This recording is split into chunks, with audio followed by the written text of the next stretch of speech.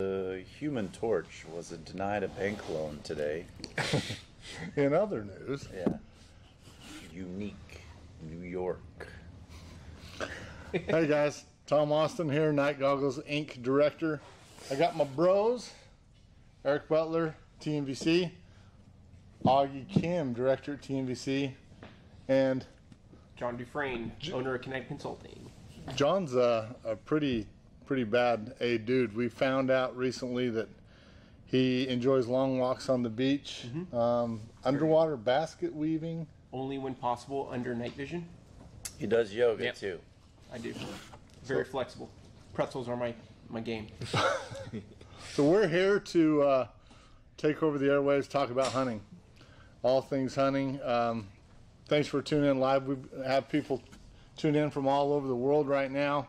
We are at the Night Force Southeast headquarters here in Pooler, Georgia. We appreciate them for putting us on. They've been absolutely amazing to put us in their facility and give us an opportunity to come and share our passion with you. Tonight we're going to share our passion for hunting. Some of these guys hunt bad guys. I hunt animals. You used to hunt bad guys. Same. Yeah. Yeah, Both. and I used to hunt. I used to hunt bad guys, and Some bad guys are animals. Also true. Some animals are bad guys. and coyotes can go either way. I mean, that kangaroo in that video, Dude, pretty bad There's guy. no bad animal crackers, though. you guys didn't tune in yesterday. We talked about a kangaroo that totally was headlocking a dog and then got schwackled by his... No, so you guys have almost certainly already seen it. It was John's first time watching it. It's that dude punching the kangaroo. Good stuff. I dug it. Is that how you hunt, Tom? Yeah, sometimes I hunt with my bare hands. Sometimes I'll stick a blade in my teeth and, get down and dirty. You got to do what you got to do. But why do that when we have Toys. such awesome gear to use? So we're going to talk about a lot of different things today. Obviously, night vision thermal technology. We're going to talk about some of the other tips and tricks. But most importantly, we're here to have fun. I hope you guys are going to enjoy what we talk about today. We really want to thank everybody that made all this possible, especially Thomas and Molly back there behind the scenes. You guys have been great. We appreciate you. Base Camp, Creative, they've done an awesome job. Some of our set was donated by Coastal Barrels and Decor. They donated these whiskey barrels down here. We appreciate them. In fact, I'm going to give a shout out to them. It's Ken and Patty Huddleston as the owners of Coastal Barrels and Decor. So check them out. And we've got a lot of big sponsors too. Biggest one being probably OpsCore and Light Force and B.E. Myers, Safariland. oh man, Safariland really came to the table. We have a bunch of giveaways tonight. You guys are going to be amazed at all the stuff we're giving away. How do they get on that list to get? Yeah. So if you want to be entered into winning the giveaway stuff, you go to either tnvc.com/vSHOTT with 2 T's or nightgoggles.com/vSHOTT with 2 T's. You have to enter your email address. You don't have to do it every night. So if you've already done it, don't do it again. But enter your email address and you'll be entered already automatically into the pool of folks that have a chance to win the giveaway items. Plus you'll also get incentives for just signing up, discount codes, things like that. So you don't want to miss that. Yeah, lots of good stuff to give away.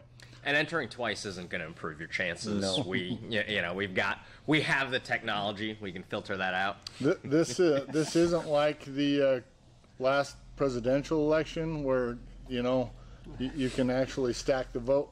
That doesn't happen here. It's crazy the technology that we came up with that our own government didn't have. MailChimp? Magnets. Stickies. Yeah. How Post-it does that notes. work? No one knows. It's a wizard hair woven underwater, under knots. Yeah. So we got a lot of exciting stuff for you. We're gonna roll some footage from yours truly, and our pro staff guy, Korey Kirschenmann, is going to share some great tips about hunting with you. Korey, if you don't know him, he'll kill probably 300 coyotes between September and March this year. Guy is switched on, he knows his stuff, so pay attention, and we'll be back with you soon.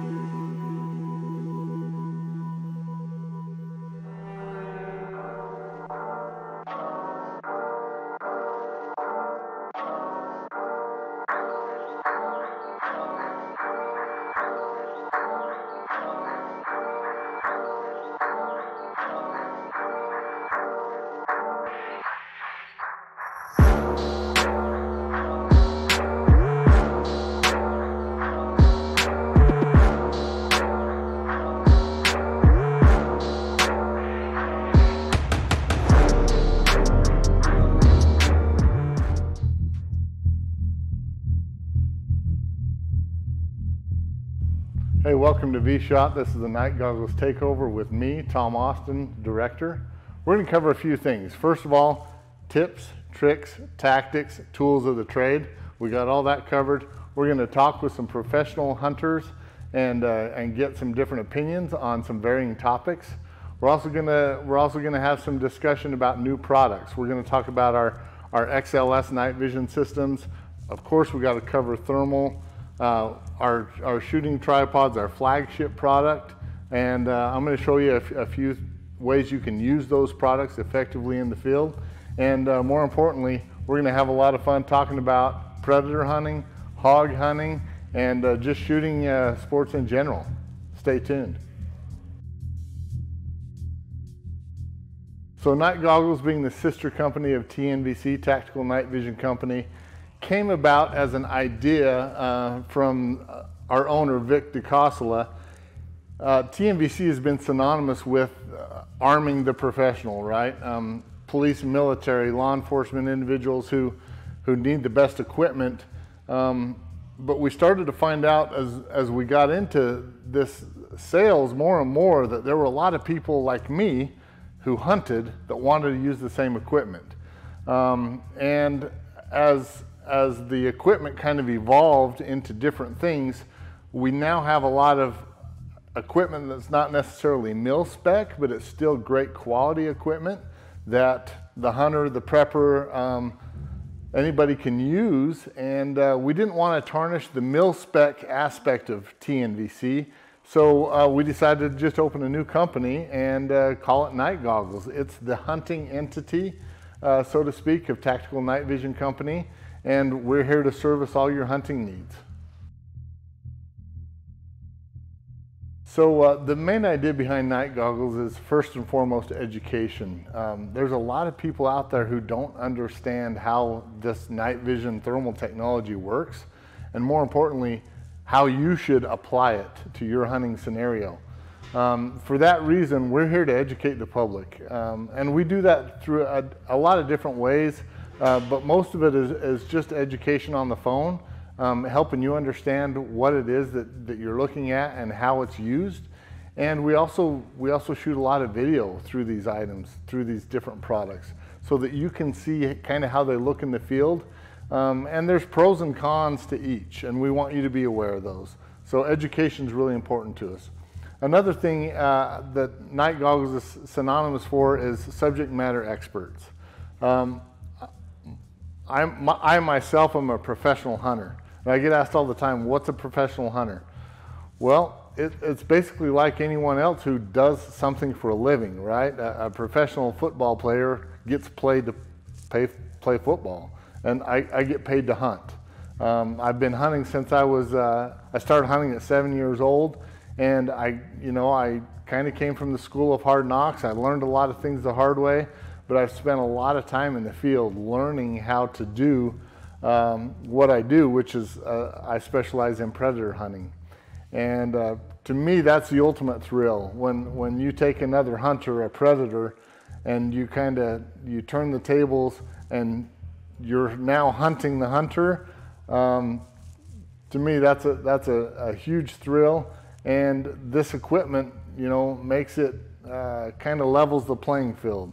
We say that night goggles is redefining fair chase. Well, for the longest time, predators had the advantage over us. They had so much better equipment. They are adapted with night vision from birth, and we don't have those things. So obviously we got technology though, and so we're kind of leveling the playing field, and we're redefining fair chase at night goggles.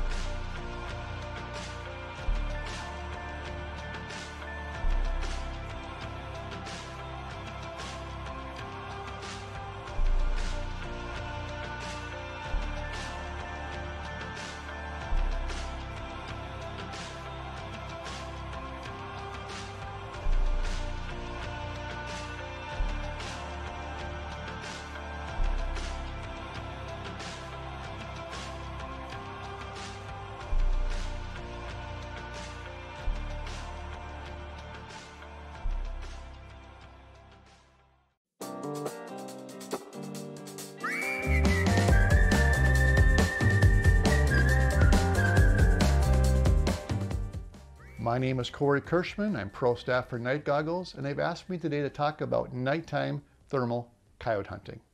So when people contact me, the first question they usually say is, Korey, you've been doing this for a long time. What's the most important thing that I use for thermal coyote hunting? My answer typically surprises them. It's a thermal scanner. You can't see what you can't shoot. So if I'm using a thermal scanner, I can be looking 360 degrees and coyotes won't surprise me very often. I can take back the night with a thermal scanner because I can see better than a coyote can, and they won't surprise me. Thermal sees through just about anything besides glass, and so it doesn't really matter what the weather is, I can see a coyote and see it clearly. The second part about a thermal scanner is people will say, well, I'm going to spend most of my money on a thermal scope. I'm going to skimp on the scanner, and I feel the exact opposite. This is what I'm using 98 to 99% of my time.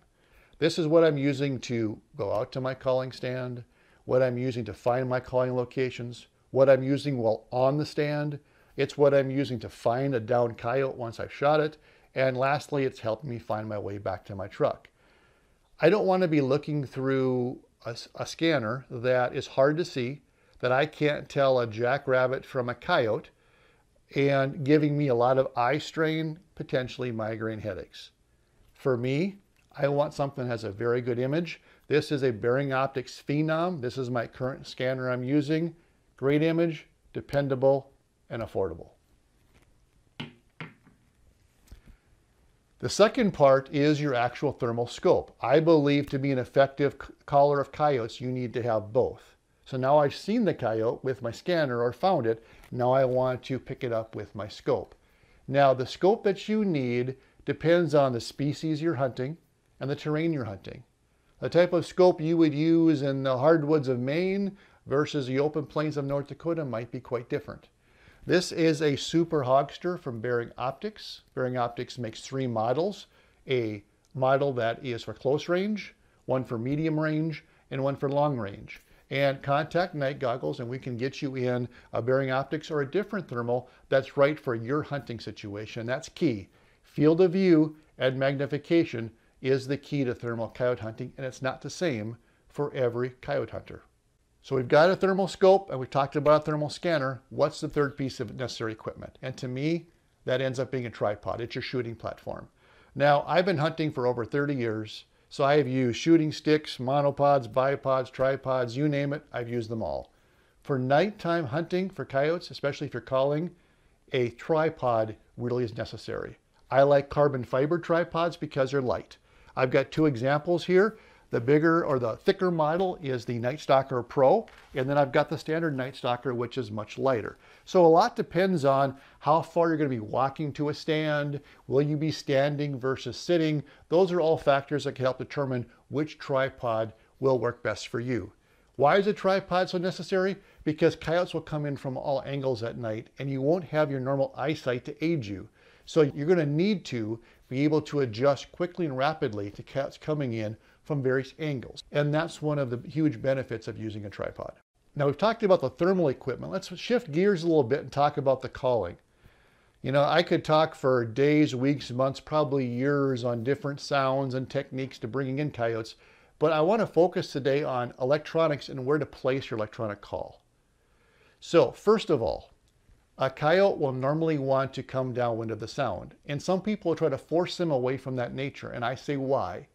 If using electronic, place it out there 30 to 100 yards and put it in a way that you expect a coyote to come downwind of the call. And then position yourself in such a manner that just before the coyote gets downwind of your call, you're going to stop it and you're going to shoot it. The second thing to talk about is coyotes will normally take the path of least resistance. Energy is life to a coyote. They don't want to expend more energy than they have to.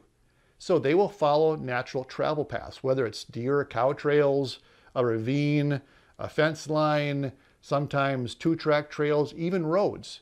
And they will use that to make it easier to travel while they're hunting or getting to a food source. So use that to your advantage. Again, think about your call now. You're thinking about how you're going to set it up so that the cow can come downwind your call and place it in such a way that it can use its natural travel corridors to be able to get to those calls. People will say, how come your coyotes don't hang up very often when I watch your videos? They'll say they come in so naturally. It's because I'm not forcing a coyote to do something it doesn't want to do. I'm letting it hunt as it naturally would. And when you do that, you'll put more coyotes in the back of your truck. I have a lot of people tell me, you shoot a lot of multiples in your videos. How do you do it? What are your secrets?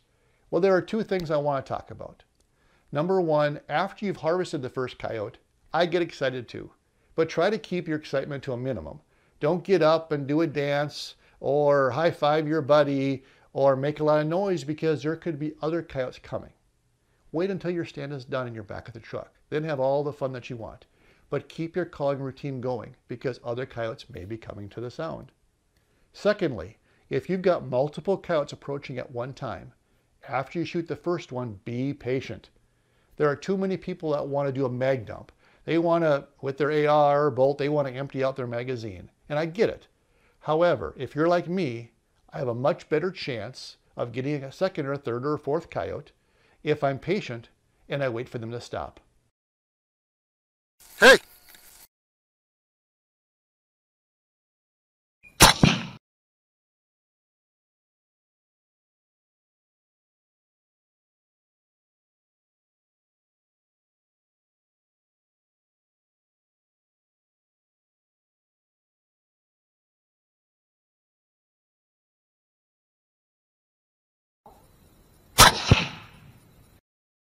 A coyote is surprised by the shot. They're not expecting there to be a hunter there. They're expecting a prey in distress or they're expecting another coyote and it startles them.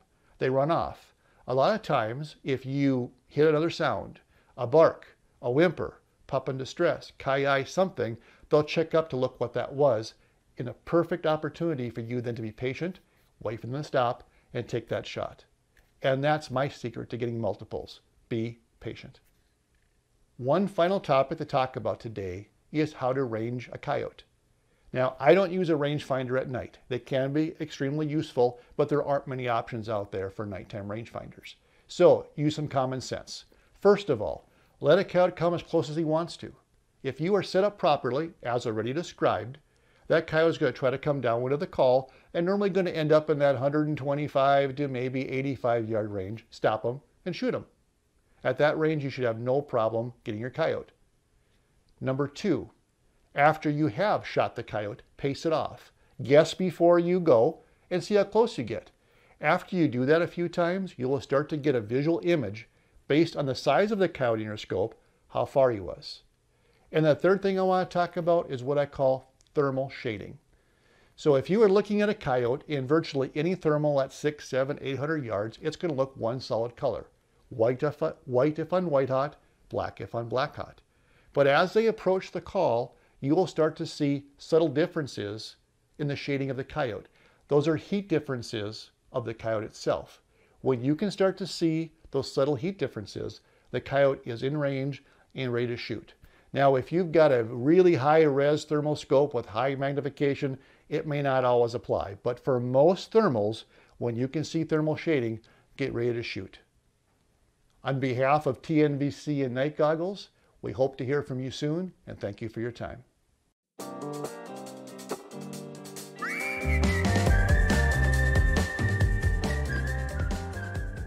The Elbit XLS systems came about. We were seeing a really high need for some lower cost Generation 3 analog night vision, I² technology. And so what we did was we looked at everything, you know, across the board. What can we improve on, and how can we reduce cost to make this more affordable to people who want to get in the game but don't necessarily need mil-spec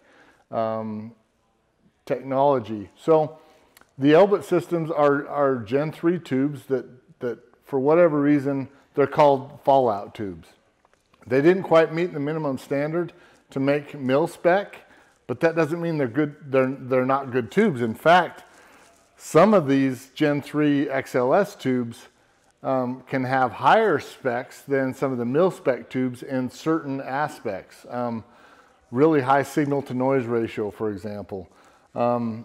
Great line pair specs. And these tubes are sold to us at a significantly reduced cost. And so we pass that savings on to you. You're still getting the same housing, the mil-spec housing. You're still getting the top of the line lenses. You're still getting all the components that the military requires for their systems, and we're just putting a tube in it that's more cost effective and passing the savings on to you. And for that reason, you know, you can buy a PVS 14 XLS system at significant savings and still have great quality and clarity. You can buy a DTNVG or an RNVG binocular and get in the game for thousands of dollars less than what you would for a Gen 3 mil-spec system.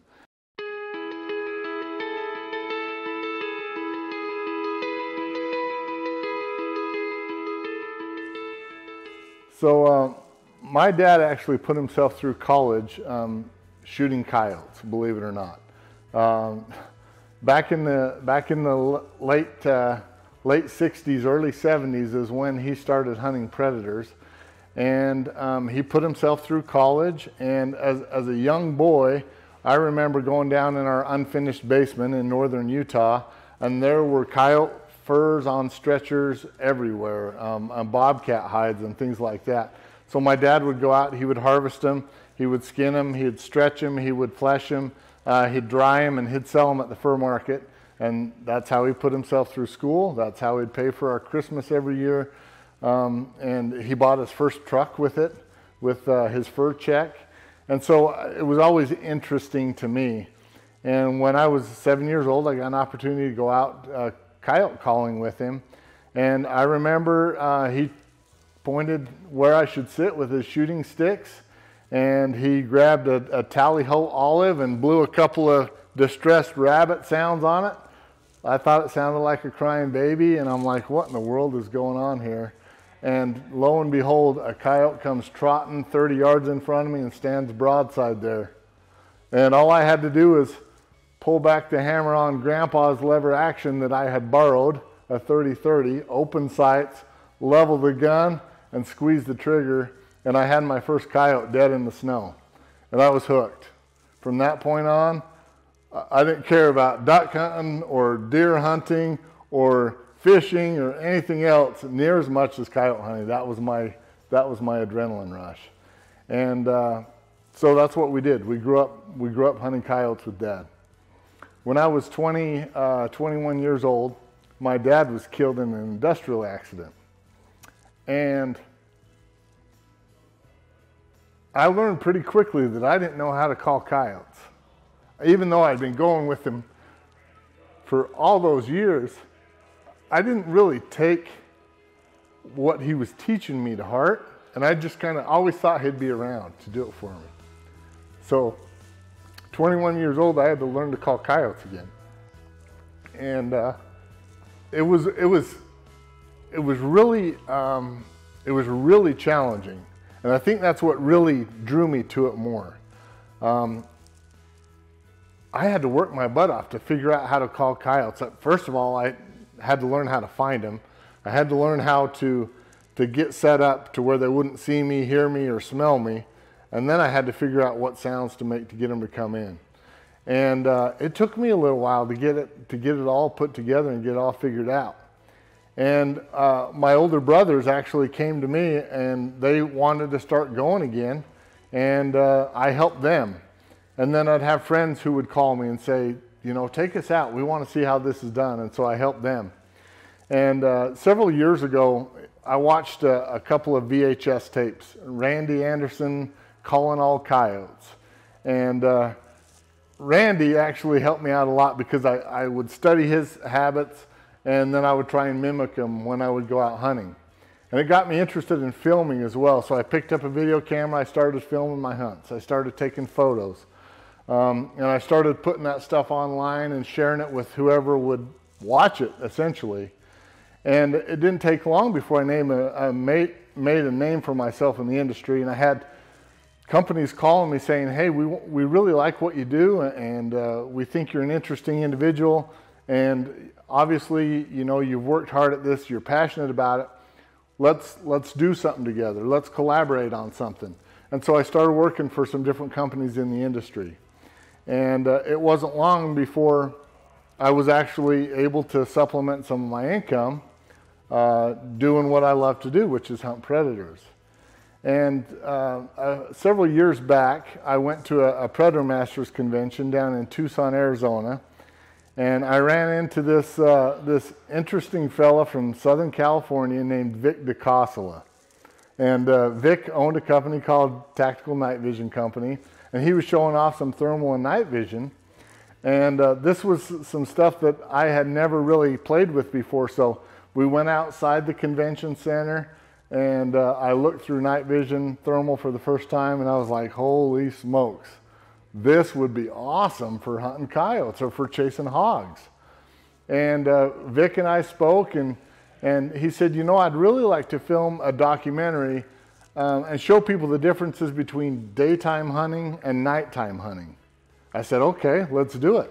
I knew a lot about lights because I had tried spotlighting and flashlighting coyotes for years and had some success. And I was pretty darn good during the day at it. But this night vision and thermal stuff was new to me. So he said, I'll send you some gear, let you get spun up on it, and then I'll come out and we'll film a documentary. And during that filming session, he offered me a job. He said, I need a new director for Night Goggles, my hunting division of Tactical Night Vision Company. And so the rest is history. Here I am. And just like you may not know what you're doing. It may be new to you. It may be foreign to you. And you may be a seasoned veteran as well. But I think there's always something that everybody can learn. And the better you are at your craft, the more fun it's going to be, the more enjoyable it's going to be. And that's what I've learned over the years.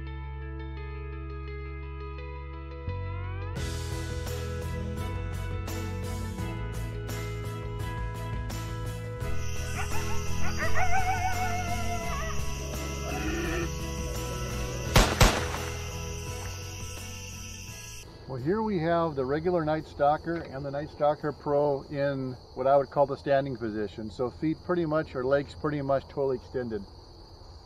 The Pro is going to have an advantage in this case because of the thickness of the legs in this scenario. Also about twice the weight. So it's going to give me a more stable shooting platform, especially from an elevated position. So this is going to be, for the money, your best option, especially if you stand a lot. And maybe if you hunt at night, you don't have to carry it a long ways.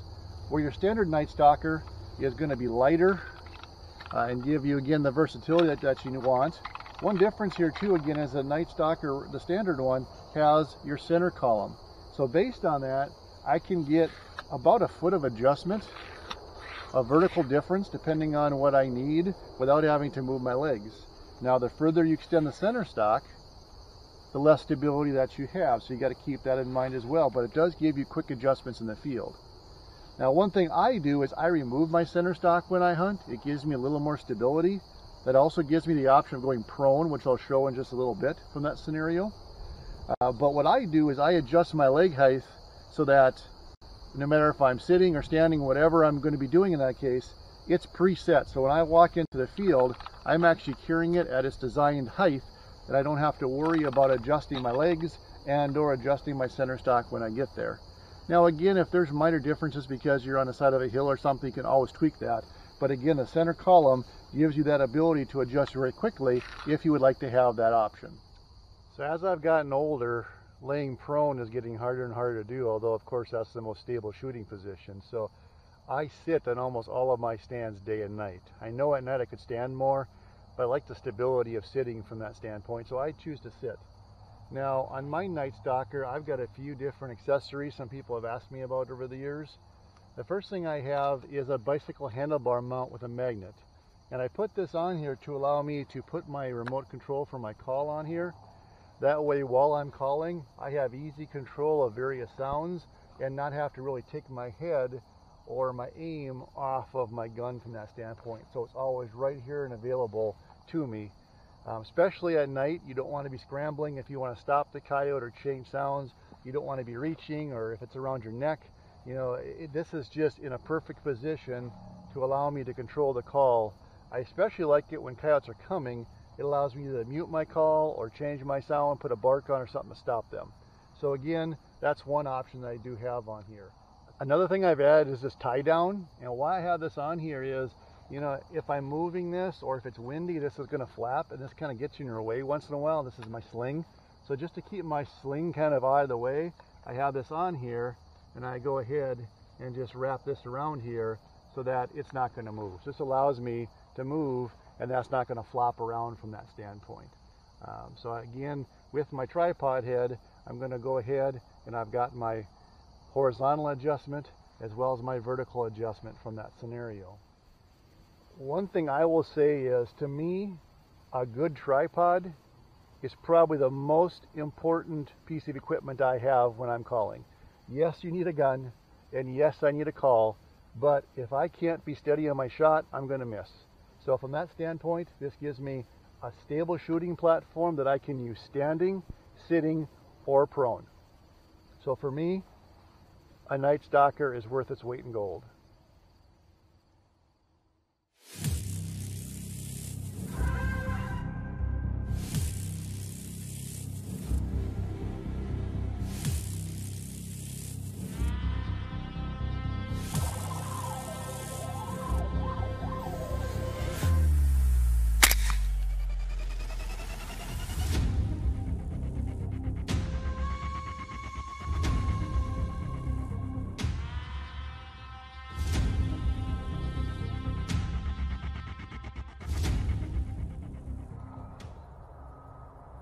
Well, I can't put in a full day today, so it's nice to get one on the first stand. Let's hope this is a sign for things to come.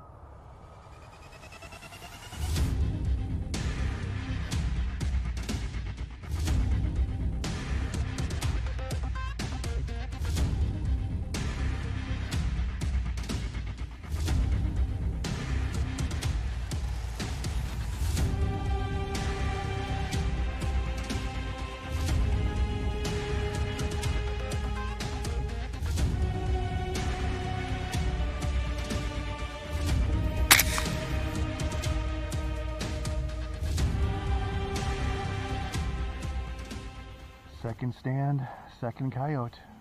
I was able to swing over on them because of the tripod. You know, I really don't think there's a better value out there than the carbon fiber Night Stalker. It's just, it totally transforms your hunting, and it sure helped me on this coyote.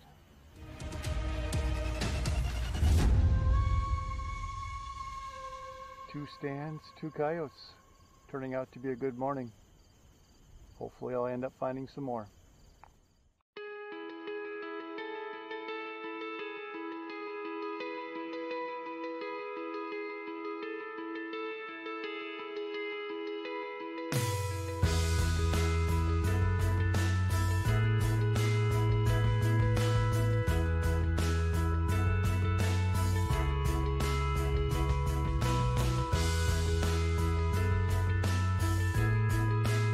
Yeah, it's right here. I didn't get to play that game.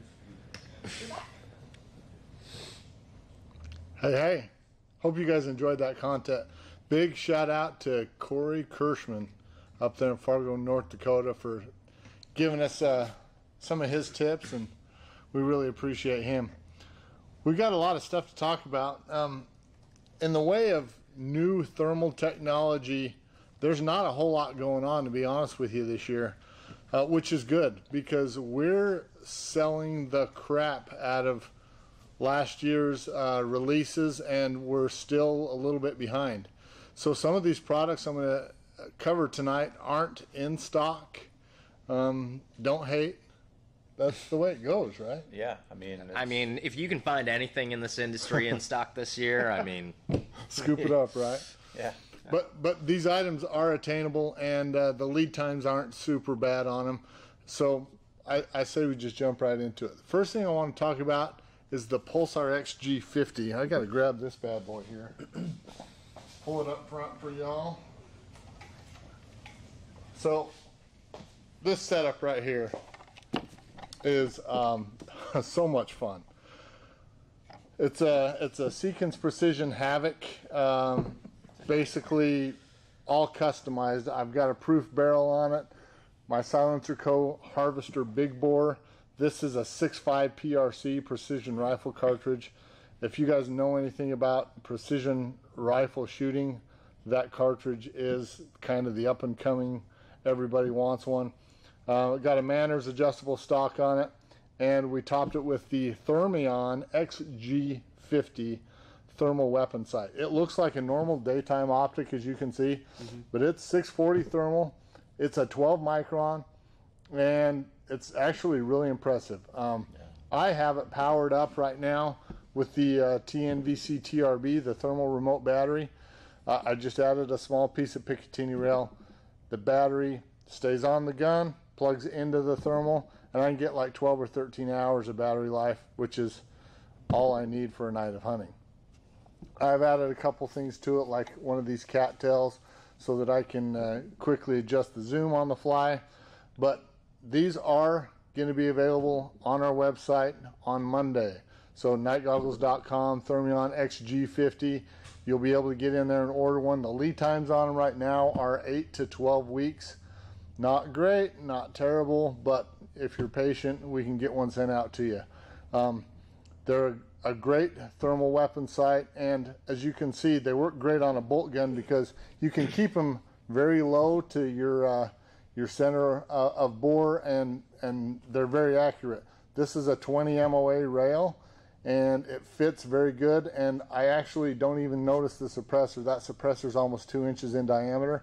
Can't even see it through the thermal, so something to consider. What's the capability on that as far as range? Well, I think realistically I could kill coyotes probably 400 yards. Right. Hogs, you'd be able to shoot beyond 500. Right. So it really depends on what you're shooting. Nice. You can see field mice jumping around at 300-400 yards. what's the magnifications on it? It's a 1.9 to 12x. So obviously with thermal you don't want to use the digital magnification if you can avoid it, because it pixelates, but being 640 resolution, it's pretty good. That's pretty awesome. What are we talking about on price, though? They're about $6,500 MSRP. That's really affordable. We sell everything at MAP price, so it's just over $6,000 MAP price. Yeah. So good thermal there. I mean, good scopes in general are usually 3-4 anyways. Right. Yeah.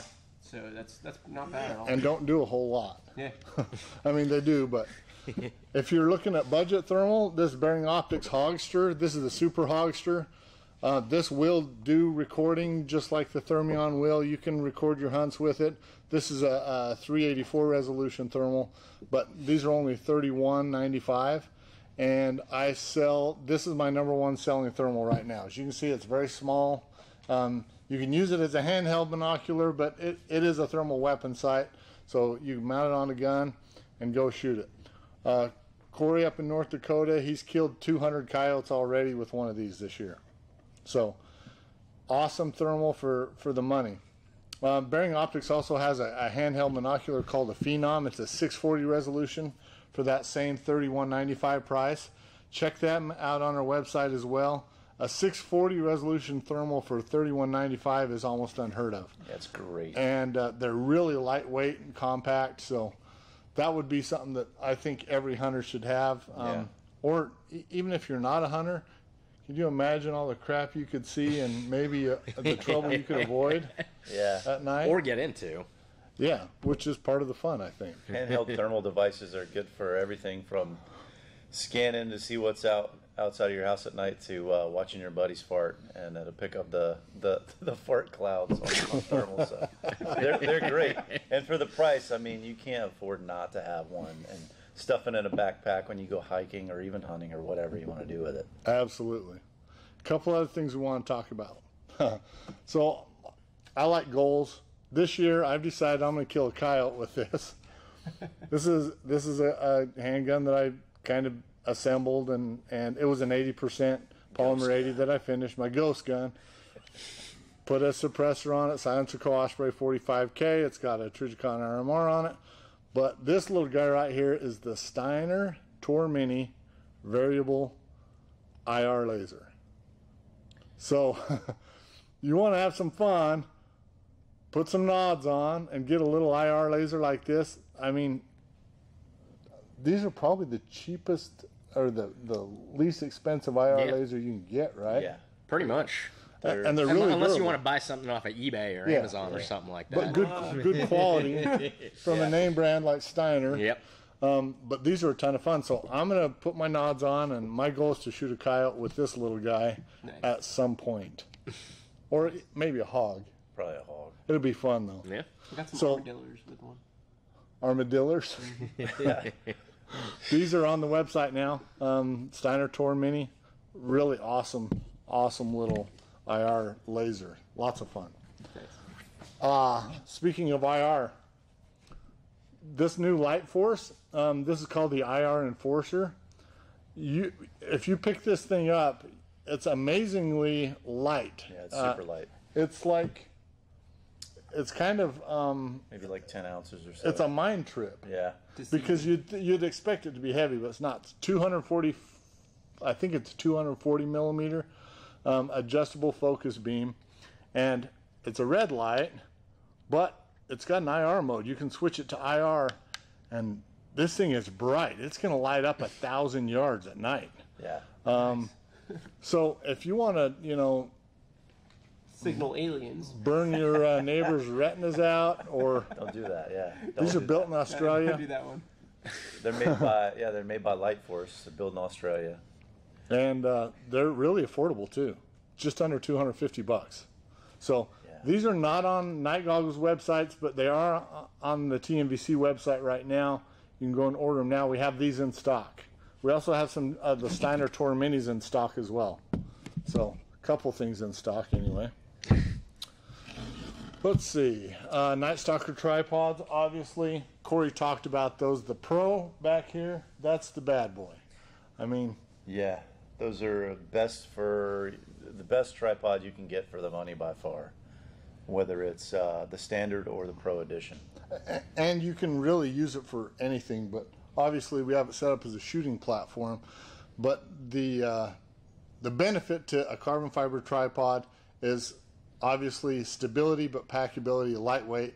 You're not gonna really notice that that you have all the extra weight when you find out how handy they are. What's the total weight with yours with the saddle on it? This one would be 8.3 pounds, Right. with a Reaper grip or a pig saddle.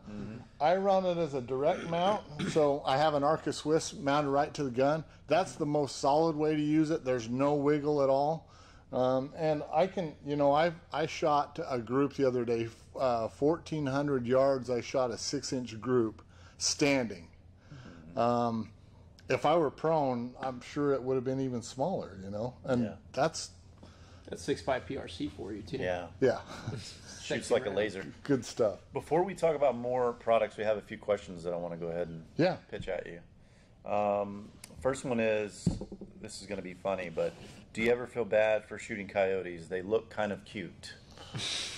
Yeah, they kind of look like your pet, right? Yeah. I hear that all the time, actually. I'm a steward of all animals. I actually respect them. I think they're the most intelligent animal on the planet, and coyotes are going to outlive everything else except for maybe cockroaches. Yeah. But Democrats. if you guys knew the extent that our government has gone to try and eradicate coyotes and failed miserably, you would realize that they are a problem and they do need to be managed. And because I know that and I understand the dichotomy of our environment, I think it's an important process. Yeah, if you think coyotes are cute, you probably don't live in California, where they're snatching people's house pets up off the street at an alarming rate. Not just house pets, but kids. Kids, yeah. Yeah. There was a woman in Cape Breton that got killed by a pair of coyotes. A full-grown, 22-year-old woman or something, I think mid-20s. Anyway, yeah, it happens, and I think they need to be managed for sure. Oh, absolutely. Let's go to another one real quick. Some differences between calling at night than during the day. So the thing that I do different at night is I stand, for one. In the daytime, you got to sit down, keep your profile low, try and blend in with the bushes or whatever. But at nighttime, I want to be able to look 360 degrees. So when I have the gun on the tripod, it makes it easier to do that, because I can get the gun set up here, and then I can scan with a handheld binocular every direction, and when I see something, I just move the gun or walk around the gun and get on target. So that's the big thing I do different at night than I do during the day. And also at night, coyotes are going to come from any direction at any time, and they're a lot more bold, believe it or not. I mean, think about you in your house at night, especially you. You run around naked, right? Yeah. No cares, concerns at all. No. Why would you? In the day, though, you might be a little bit more leery. That's how I was born, You got the mailman coming up to the door, peeking in windows. Yeah. Pesky mail guy, yeah. So I mean, all of our delivery guys have seen me naked, so. That's... But coyotes really... That's a bad pattern to be going through. Coyotes really do run around naked at night, and they'll do things that they would never consider during the day. So you got to keep that in mind. You'll find them places that you never would during the day. Yeah. Makes sense. They think they're hidden by the darkness. Yep. Let's roll into some more products. Yeah, so should we talk about XLS systems? I don't know. Should we, Tom? Or should we talk about them last? What else you got? Let's do giveaways. Yeah. Let's do a giveaway. Let's start off with a giveaway. All right, go ahead. Somebody call out the package and what it is, and I'll generate a random number. Hey, Kane. Yo. Come tell us about an Emerson knife real quick. This first giveaway, you're going to get one of these bad boys, and Kane knows all about it. What's going on? Oh, cool, man. So, am I in frame here? Yeah. So, what we have here actually is a Emerson Mini Commander. If you guys don't know what this knife is, I'll give you a quick rundown. This one specifically is just under 3.5 inches on the blade. Overall inches, if I remember correctly, I think it's 8 inches. So it's perfect pocket size. So it's not one of those huge knives that we make. So it's a nice size. The steel is a 154 cm steel. We do Standby follow-throughs for the standoff, so everything falls through it. Your debris. It's a G10 handle, great for grip. And Emerson Knives is 100% made in America, all the way down to their washers, their screws, their steels. Family-owned, family-run Emerson Knives. What's that thing worth? I want to say 220, 240 in that ballpark. Sweet. So that's my two-cent plot. That's an awesome giveaway. So Thanks for the elevator along pitch, with Dave. this knife, you're going to get a Safariland $250 gift certificate. Safariland has donated a ton of stuff.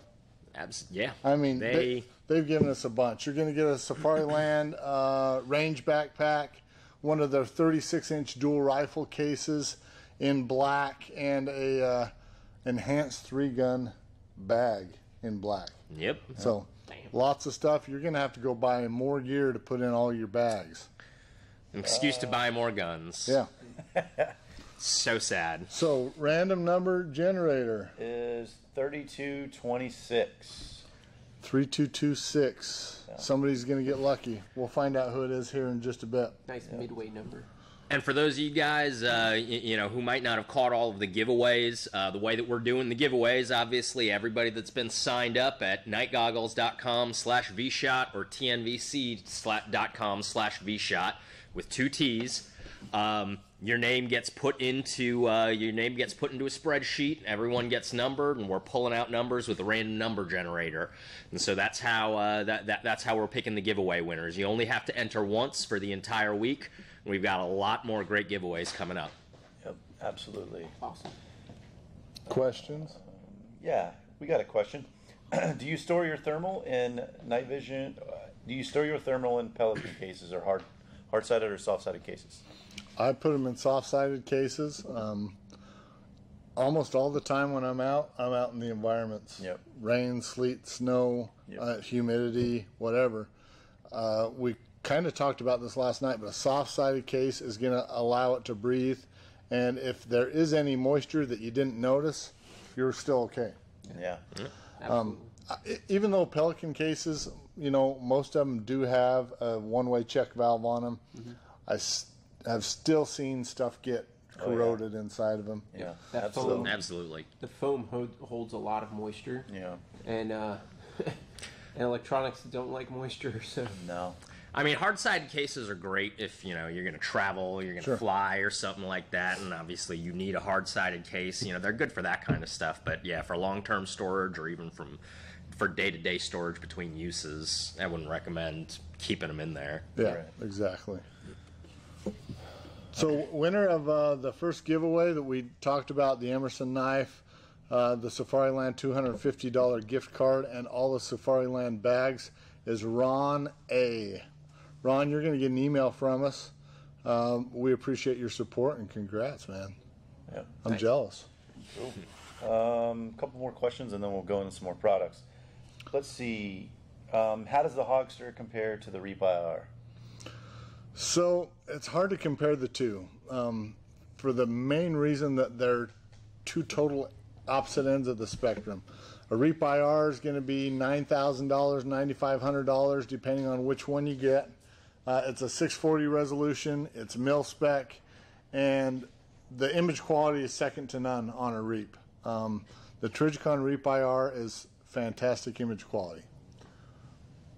That being said, it doesn't do everything the Hogster does. A Super Hogster, for example, has an onboard DVR. You can record right through the unit. So it's basically a thermal camcorder with a reticle that's recoil rated, which is awesome for $3,195. It's only half the resolution, but it does more. It's got color palettes.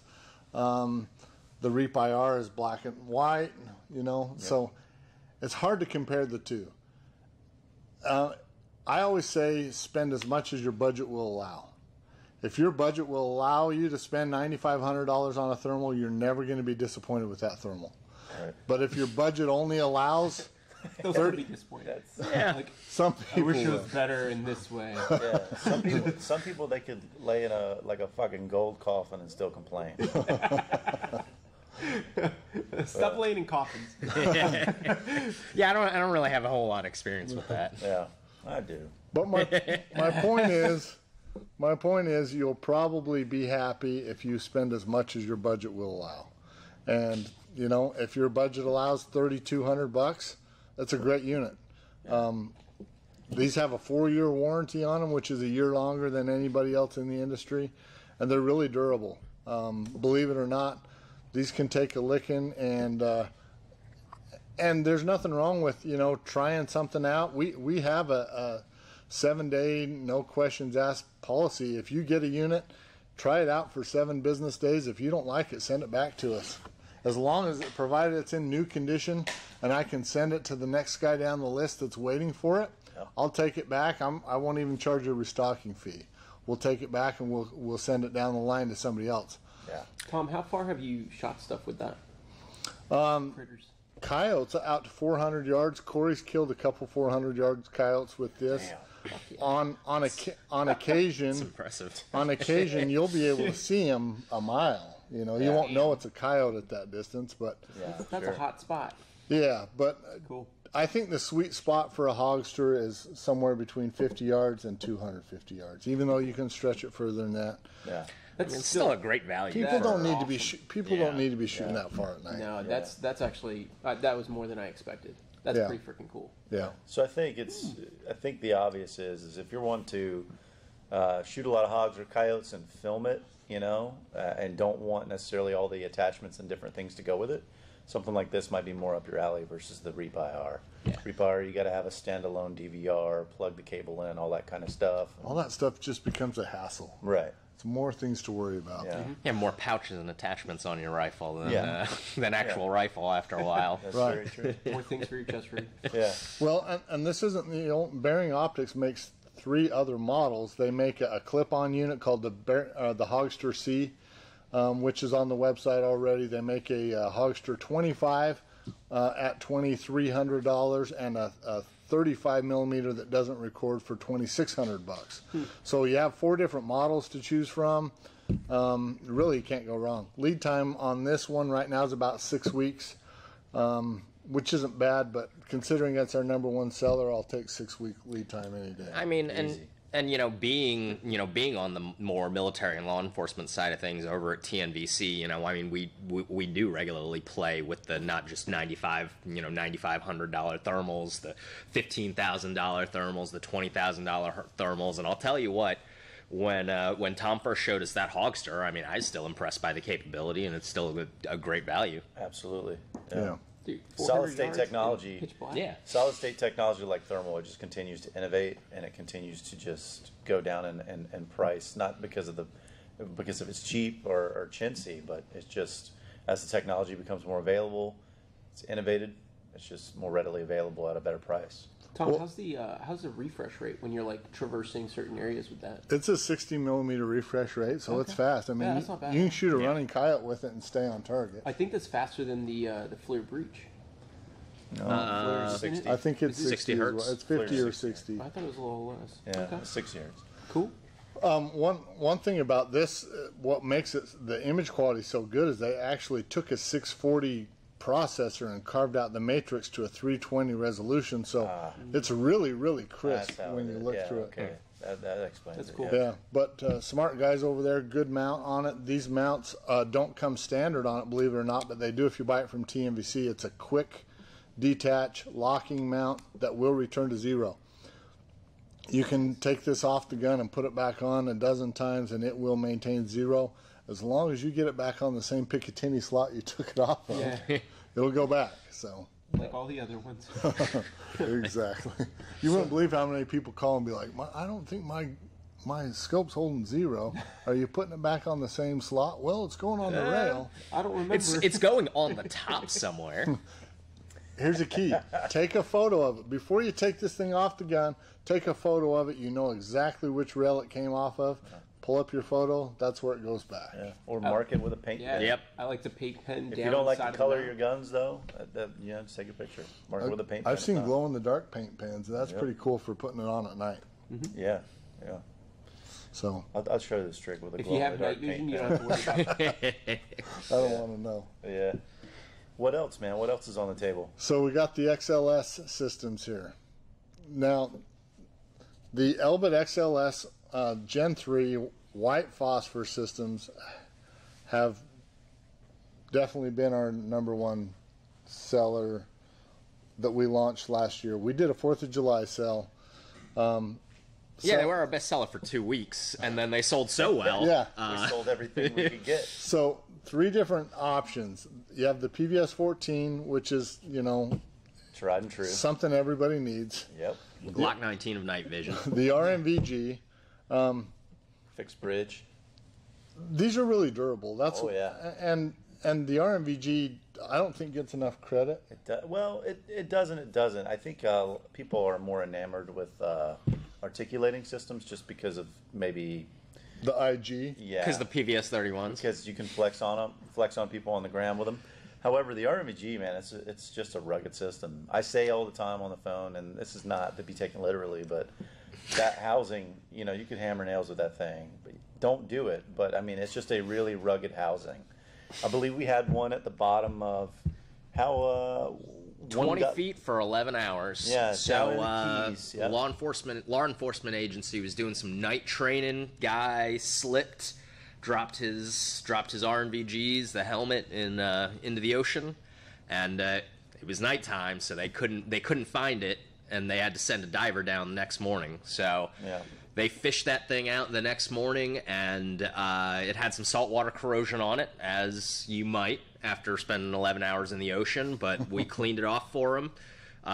We covered that. They sent it back in. We cleaned it off for them, and it worked perfectly fine. That thing has, as far as I know, still been trucking. Yep. I think Don and Sam were saying that it showed up to one of the night goggles or Green Line tactical classes, not long afterwards, and was still doing just fine. Yeah. That's crazy. He's one of my alumni too. Rugged system. Fun. Super cool dude. Great value. And then if you want the new, you got the articulating DTMBS. These are so cool, aren't they? Yeah. I mean, I talked about this last night, but if you didn't tune in, I like these because when I'm running the thermal on the gun, I'm actually left eye dominant, so I can pick that left eye up and still have my night vision on to be able to look around and get in the gun and check things out with thermal as well. So pretty cool stuff. And you can get them with these nifty TNVC exclusive Nicorium vinyl wraps if you're afraid to spray paint stuff. See how good that looks? So people have been asking us forever since we shut the faucet off back in July, when are these going to be available again? And the answer is now. Right now. They're on the website now. They're live. We have the PVS 14, the RNVG XLS, Elbit XLS, and the DTNVS. XL. A couple things to add. How to find them on the Night Goggles website. Nightgoggles.com. In the search function, just type in XLS. That's X-Ray Lima Sierra. XLS. To find them, all 3 of those results will pop up. Coupon codes will not apply to these because they're already at an introductory pricing because we brought them back. But they are live now. Go, go, go.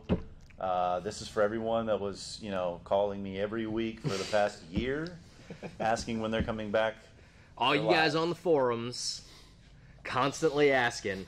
Here they are. They're back. Yeah, so after we're done, I need everybody watching to form a line and then thank us for our service. One thing to keep in mind, guys, these are probably not going to ship tomorrow. They're probably not going to ship next week. We build these to order. All of our systems are built, hand-built in our office in California by certified builders who know what they're doing. They're going to take their time. They're going to assemble your system with care, using the proper equipment, with the proper training, and you're going to get the best night vision system on the planet with the XLS tubes in them. Yep. All the housings are mil spec. The lenses are all top of the line. You get everything that you would in a mil spec system with a commercial spec tube. That some of them have. I mean, awesome specs. we say commercial spec tubes, and they are commercial spec tubes. What can make a tube fail the mil specs? I mean, You know, so the mil spec for field of view is like 40 degrees plus or minus 2 degrees. So if it's like 2.5 degrees off, so if it's like 42.5 degrees field of view, Look what you started, Tom. that'll kick it out of the mil spec. But, you know, Yeah, just because it's not mil spec, it doesn't mean it's not good. I think we, over the last 10 years at least, have explained this till we're blue in the face. But, you know, for the newcomers, we're TNVC and Night Goggles. We don't put up crap. We wouldn't sell you junk systems. We would use every single thing that we have on the website and do use it all. So buy in confidence. There's enough reviews and testimonies already from the July sale of folks talking about their systems and their specs online and through the tube photos.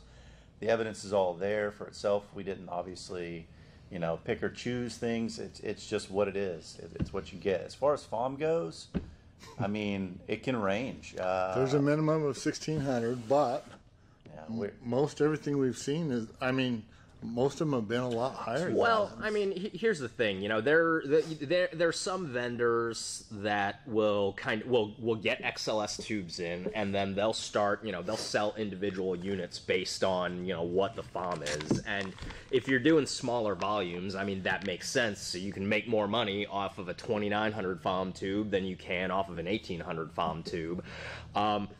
More than anything else, just because of the volume that we're doing, the time and manpower that it would take to sort those tubes and then individually price those systems would really, it just doesn't make sense for us. Right. So, you know, when we looked at the pricing for the XLS systems, you know, we kind of all got together and we said, what is, you know, for the minimum spec tube, what would we pay? What's a fair price for the minimum spec tube? And that's the price that we put on the XLS systems, because, you know, if you buy an XLS system and we can't reinforce this enough, we don't offer hand select on the XLS systems the way that we do on the TNV systems, and that's because, and so that means that you could potentially get something closer to the minimum, or you could get 26, 27, 2,800 FOM tube, and it just kind of depends on what is being, on what gets built when your order comes up. But at the same time, the price that you're paying is what we would consider at least a fair price for that minimum spec tube. Yeah. So you're either getting a good deal or you're getting away with highway robbery. I mean, you can't lose. Deal. Yeah, for sure. So these XLS systems, again, they're live now on the website. Our website crashed last time we announced these, and that's because you guys are awesome customers, and we really appreciate you. And I'm getting something here in my ear. I'm being told we've already sold quite a few of these systems. So don't wait. Jump on this offer. It's great. They're going to be here. We were thoroughly pleased with the program last time. I've not fielded a single complaint or person that said that they weren't happy whatsoever. No. Again, we're not going to sell you junk. It's all there.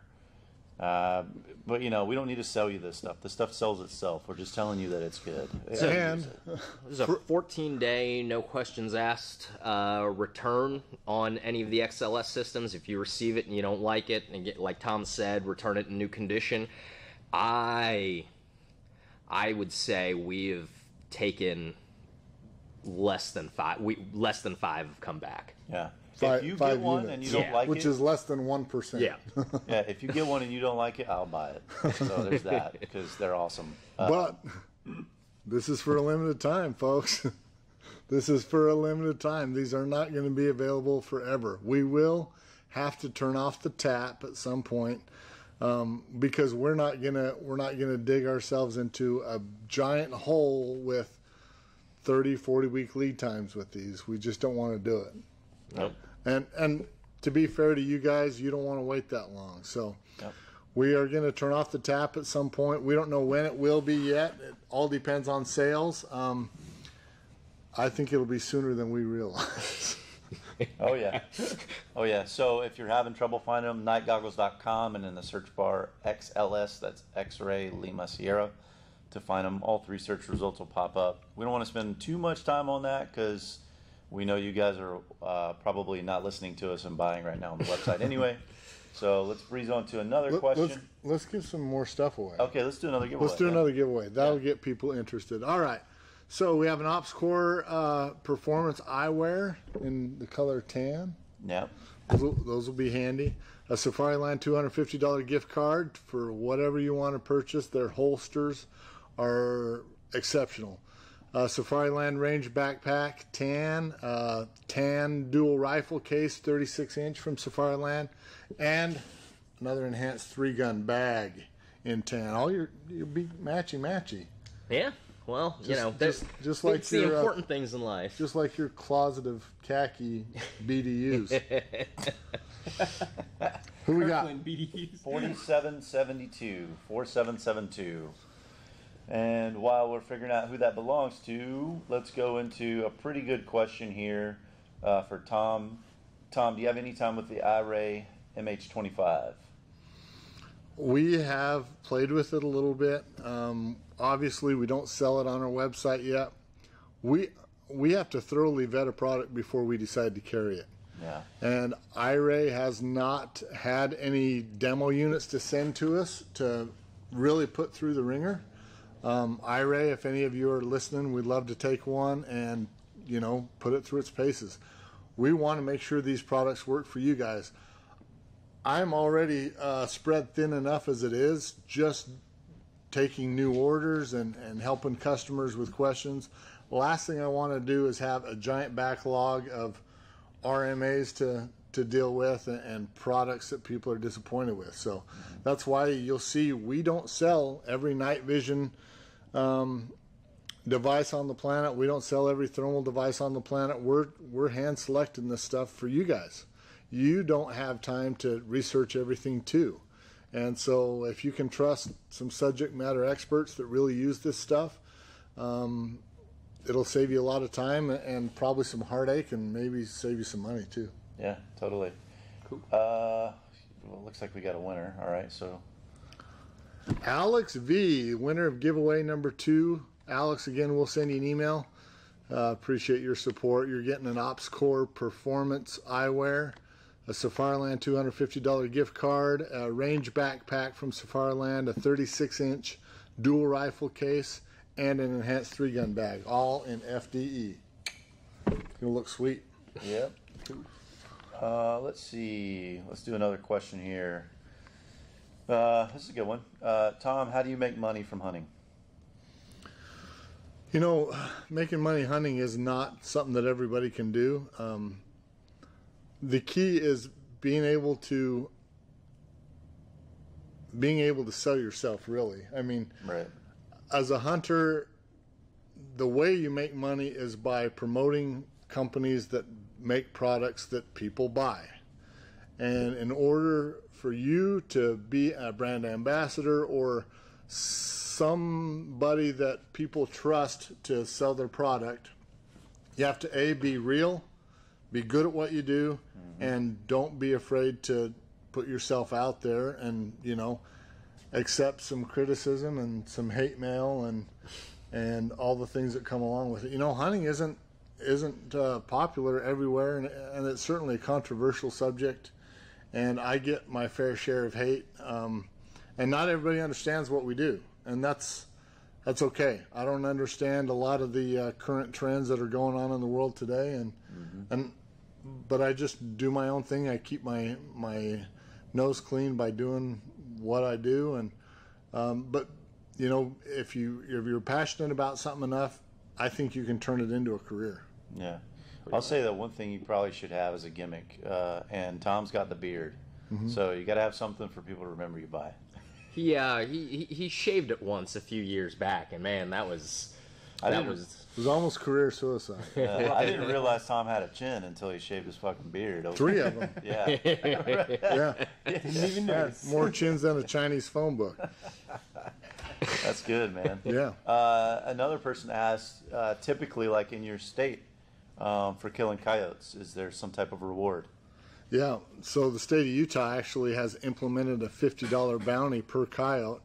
You turn in a pair of ears and the 2/3 of a lower jaw into a state official.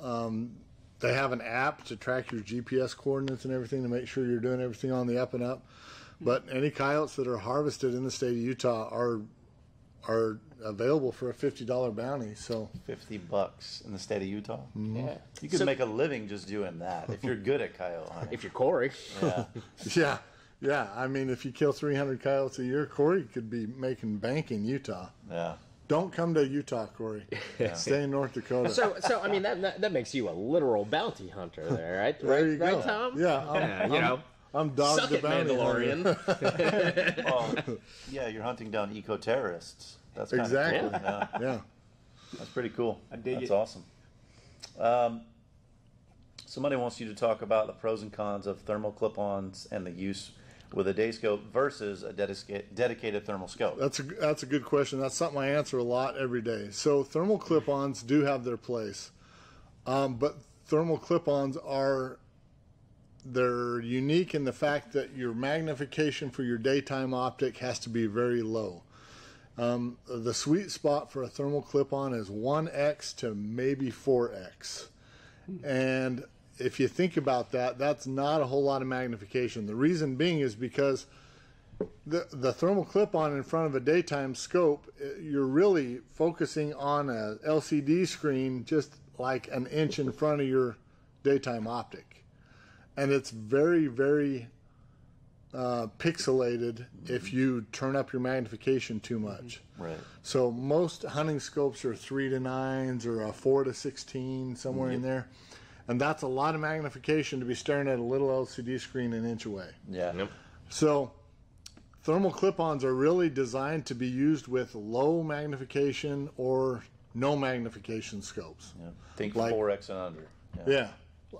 Red dots are great, but like a Night Force NXS 5 to 25 is not going to work with a clip-on.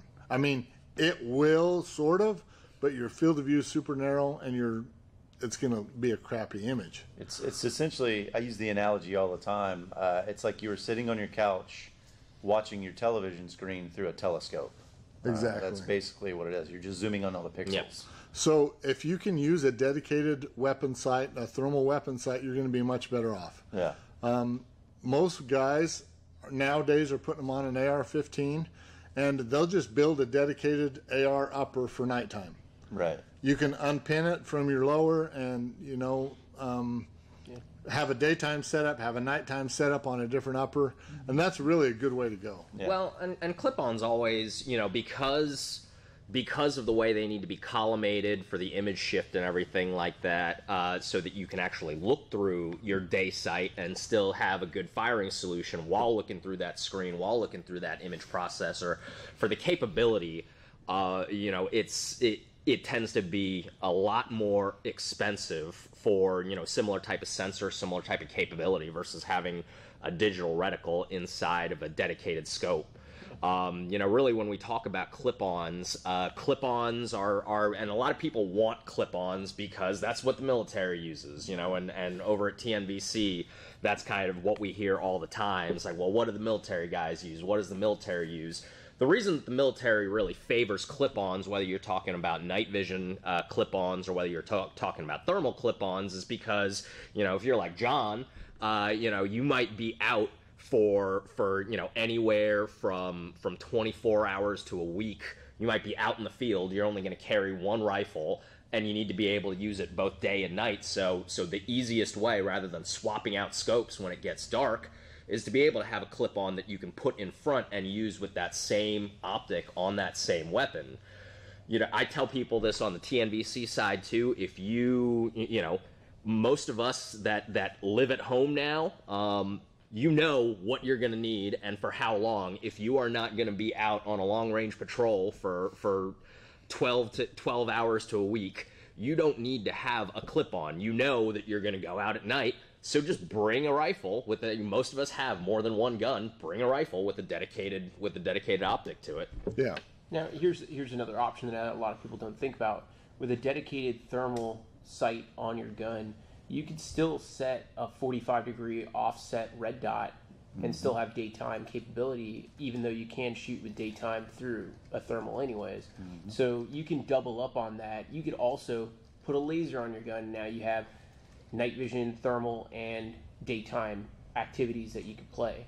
So you could really get creative with the way that you set up your rifle and not waste your time with a clip-on device that is a one-trick pony. Yeah. Right? That little Expensive guy, one-trick pony. Exactly. That little guy, not only is it a weapon sight, a DVR, and you could actually take it off and use it as a handheld thermal device, like you're getting a lot of uses out of it versus a clip-on that you can't really put that up to your face because it's meant to be magnified through an optic, so the little screen is teeny tiny.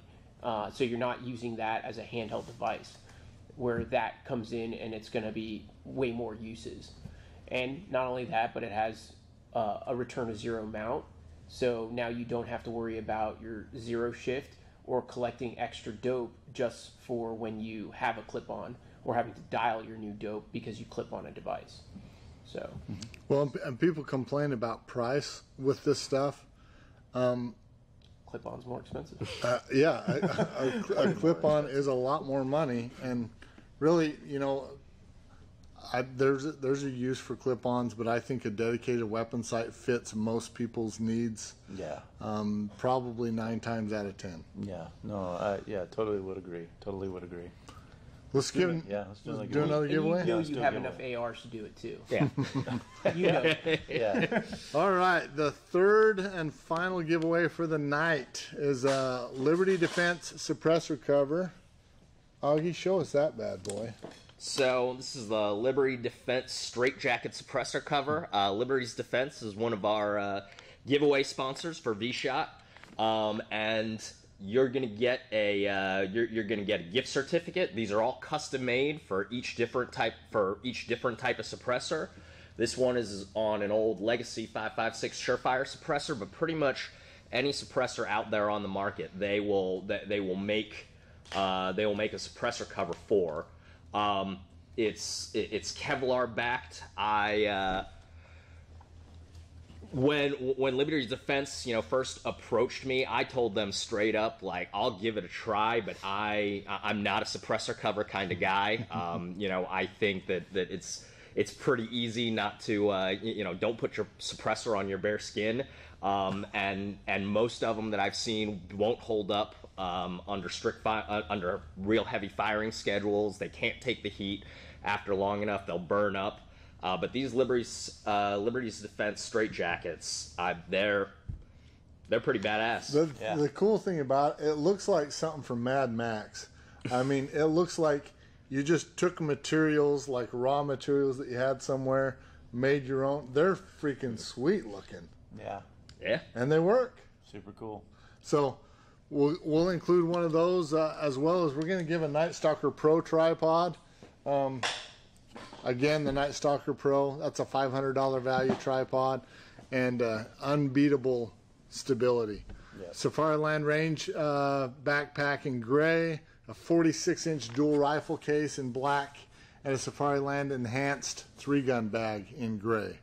Nice. So, All right. Random number is 717. 717. 717, you are the lucky winner. We'll let you know who that is here in a bit. Those early signups. All right, this came in direct. A bunch of us just bought our first night vision tonight, the XLS systems. Thank you guys so much for that. We appreciate it. And they also have the coupon for ObsCore that was emailed out. Can we do a quick rundown on a non-ballistic helmet to make our XLS systems mount to our head? Take it away, buddy. Yeah, absolutely. So we talked about this, I think, last night and the first night. But our ObsCore fast bump helmets are a phenomenal value for what you need for a setup. So your XLS system, whether it's a 14 or an RMEG or the DTNVS, it'll mount directly up to this. Depending on what system you get, you'll have to tailor what mount you get. If you get a 14, go with something like a Wilcox G11 Army mount. Those are sold on the nightgoggles.com website. If you got an RMVG or a DTVS, you're going to need a Wilcox G24 mount, also sold on the Night Goggles website. And the coupon code for OpsCore is good for the OpsCore helmets on their website. So go and grab one of those. We recommend those more than any other helmet on the market, period. OpsCore just makes the best stuff hands down. Don't skimp when it comes to finding some way to mount your night vision on your head. The skull crusher mounts and things that you see online, they're not comfortable. They're really not. Good, like a base jump helmet, a bump helmet, something non-ballistic will do what you need it to do for a hunting type situation. Yeah. And if you think you're going to receive fire or take on fire when you're out hunting, get a ballistic helmet. And here's the thing, Tom kind of mentioned it and talked about it, but OpsCore is one of the sponsors of vSHOTT. All of these products are products that we use, that we have vetted, that we believe in, and even when it comes to the sponsors for vSHOTT, we didn't put like an open, we didn't cast a very wide net. We didn't just look for anyone that would come and sponsor vSHOTT.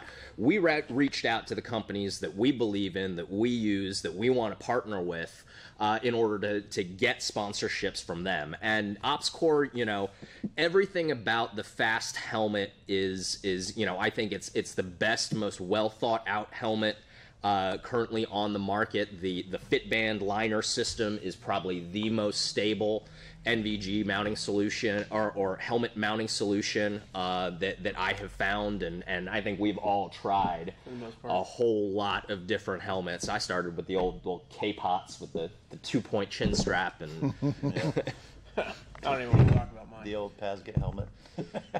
But so OpsCore is if you guys were watching last night when not just us but all of our other guests, and we all went through our helmets and the helmets that we use. I mean, I think it's fair to say that we're all believers in OpsCore helmets. Yeah, good quality stuff. Absolutely. And to add to what Tom was talking about with the skull crushers, what he's talking about is like those old-fashioned ones that were meant for that came with the PVS 14s back in the day.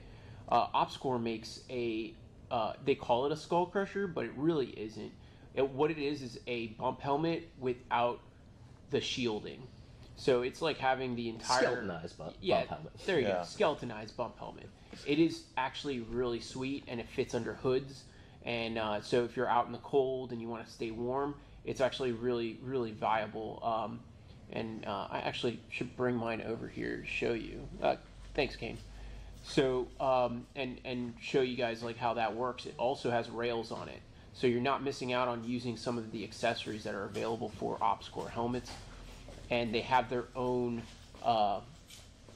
little counterweight system that goes along with these. So really cool. I think it looks freaking cool, but it's actually very usable. It has a lot of adjustment, as you can see up here and in the back, just like you'd expect out of an OpsCore helmet.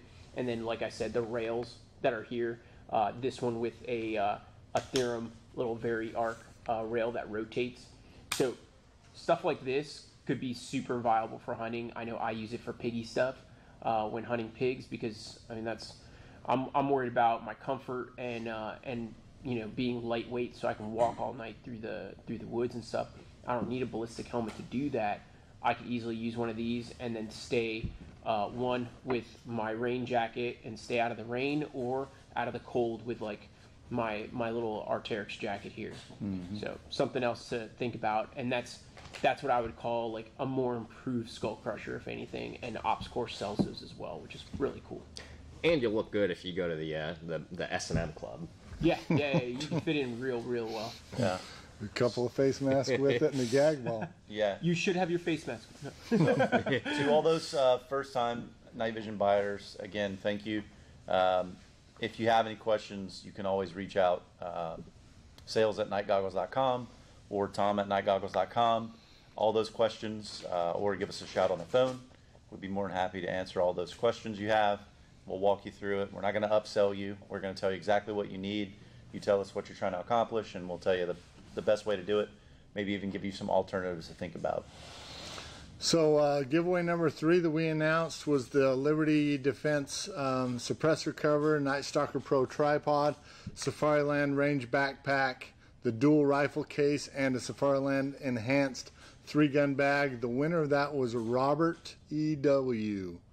Robert Echo Whiskey. Congrats, buddy. We'll send you an It's a email. nice giveaway Yeah, package. It really is. I had my fingers Kind of crossed. jealous. They're all nice. Yeah, I'm jealous. So, I really wanted that tripod. folks, don't go away. We're going to give you a commercial break. We're going to be right back with you. When we come back, Duffy here is going to be modeling the Skull Crusher topless. Take care. Bottomless. Hey, all you cool cats and kittens. Please enjoy a word from our sponsors.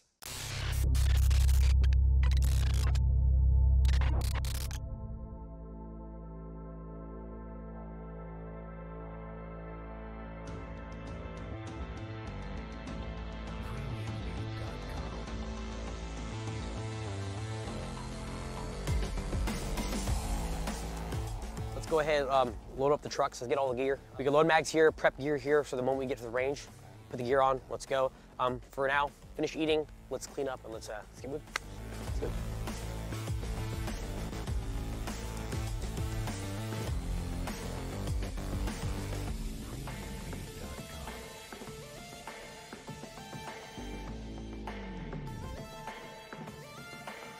So today we're here at the range, playing with brand new products from Safariland. These are the RDS holsters.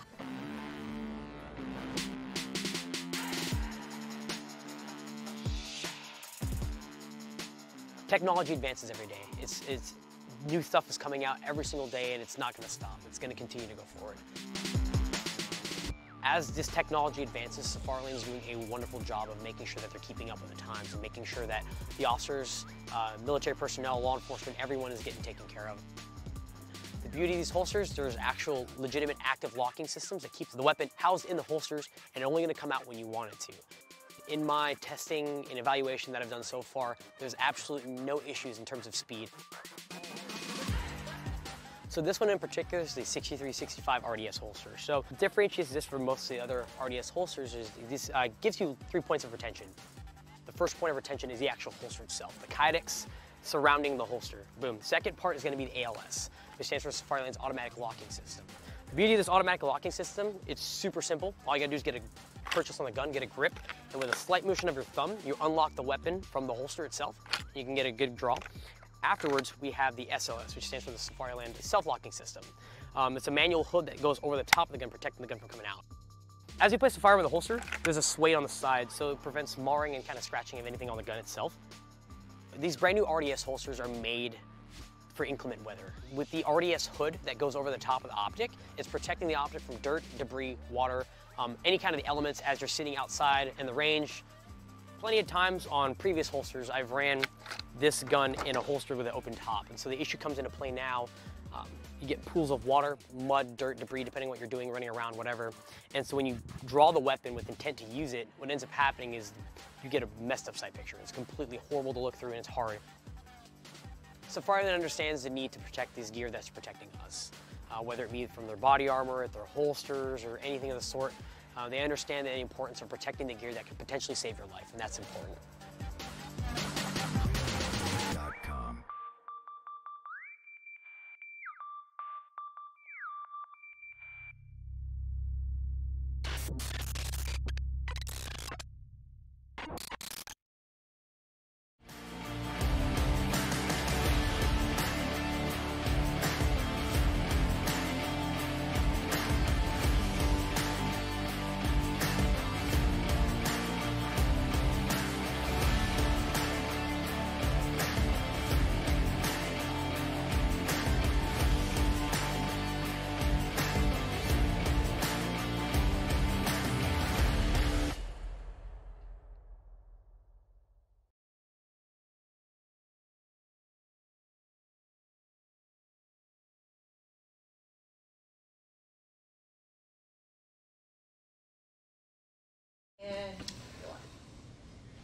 Hey guys, welcome back. Thanks for sticking with us. If you're still here, you are a trooper. And gals, we appreciate you. Shout out to my girl back home. Miss you, baby. Yeah, shout out to his girl back home. We got a bunch of questions coming in, so we want to burn through some of those, and then we're going to have a little fun and do something a little different tonight for you. Yeah. Let's see. Your favorite caliber for killing coyotes? For just killing coyotes, it's hard to beat a 6mm Creedmoor or a 243, in my opinion. Yeah. Fast, flat shooting calibers that get there in a hurry and pack some good energy, but they're not necessarily fur friendly that much. If you're wanting to skin coyotes and sell hides, I would say probably a 204 Ruger is pretty hard to beat, shooting 40 grain VMAXs from Hornady. I've killed a lot of coyotes with a 223 and 5.56, a bunch. So what do coyote hides get used for? They use them for cuffs and collars mostly, and they do make hats with them, but like fuzzy handcuffs? Not like the ones that you showed me. Similar to raccoons. A little Those bit aren't different. coyote, that's just alligator. You know what? You know what we need to do? We need to do a new Night Goggles exclusive product, a coyote fur helmet cover. Absolutely. Yes. Yeah, sure. They'd sell like hotcakes. Yeah. Hey, if you guys want to see a coyote helmet cover, let us know. Yeah. It's going to be expensive, though. Like $50. About $100 plus. Easy. Yeah. I mean, that's what nylon helmet covers And sell believe it for. or not, I've killed probably just as many coyotes with a shotgun as I have with a rifle. So, Yeah. 12 gauge is hard to beat. Number 4 buckshot. Nice. Good Cool. deal. Another good one here. A lot of folks know about some of your hunting expeditions that you do or your guide stuff that you do. Are you still doing it? Is it available for folks to pay money to you to go kill some coyotes or some hogs, or what's up with that? I've been too busy. Yeah. I film for Fox Pro's TV show, Fox Pro Hunting TV. I occasionally co-host it as well with Night Goggles and that. And I filmed my first feature film this year. Yeah. Believe it or not. Yeah. Okay. Just a real small role. But Was it with Kane? no. We're different. Were you in Candy Cane? I was not in Candy What Cane about nor Hurricane? Hurricane, Category 5. No, this is actually a movie called American Murderer. It's based on a true story, and I played the part of a gun store owner. Cool. Yeah, so Seems about right. I stay busy doing other stuff, photography, videography. What costume did they have you in? What did you have to wear? I actually wore exactly what you have on right now in one size larger. Just one. Just one size larger. So it's a schmedium. Yeah. Nice. All right. Next question is, this is how often do G24 mounts trickle in to fulfill back orders? Pretty often. We sell a lot of mounts. So here's the thing. A lot of times people will look on our website and they'll see, various products that are on back order. A lot of times they'll try to wait for things to be back in stock. The reality of it is that TNVC Night Goggles, we accept back orders. Some businesses do, some businesses don't. One's not better than the other. It is what it is. It's a way of doing business. So we accept back orders, especially this past year. Everything, if you're not willing to wait for it, somebody else is. And that's really what it gets down to. So how often do we get in G24 mounts? How often do we get, how often are we shipping night vision devices? How often are we shipping malls? Constantly. There is constantly stuff going out the door. So when we tell you that there's a lead time on a certain product, it's not because we're waiting on the next shipment to come in. We're shipping those products out the door as we speak. It means that you're that far on the back order list. So if you're waiting for something to be back in stock, you're going to be waiting a long time, at least if it's something worth buying. Yeah, before you press the buy button. We typically don't have a lot of inventory on the shelves. Sitting on the shelves. Yeah, for very long. So if you see something on the website that says back ordered, that simply means that you're going to be put on a waiting list for it. Get your order in now and be patient with us. Yeah. You'll get tracking info via email when it ships, so you know when to expect it. But put your order in and just be patient with us. We'll get to it as soon as we physically can. Yep. That's a good segue into, let's go a little bit more hunting. Do you recommend moving between helmet and weapon mounted in the field with some kind of quick detach mount, say like a 14, back and forth, and putting it on back and forth? I don't think it's really ideal to do it that way. I agree. I think you're better off to have things set up and leave them set up the way that you like to use them. Right. For me, I'll wear my helmet and go blacked out into a stand using my Light Force IR lights, and then I typically take the helmet off and walk in just under moonlight or wait for my eyes to adjust and walk in. Sometimes this is too much to be wearing all night on the stand, but there are times when there's no moonlight at all, and the only way for me to get in there is to turn on a light or to use it. Right. And obviously I'm going to use it versus turning the light on. Yeah. But I don't like to switch things back and forth. I like to have my gun set up the way I like it all the time and have my helmet set up the way I like it. And I know that can be costly. If you're trying to cut corners places, call me and I'll help you, figure out what the best option is for you, depending on your style of hunting, the terrain that you hunt. Your state may not allow you to use thermal at night or night vision for driving or things like that. Mm-hmm.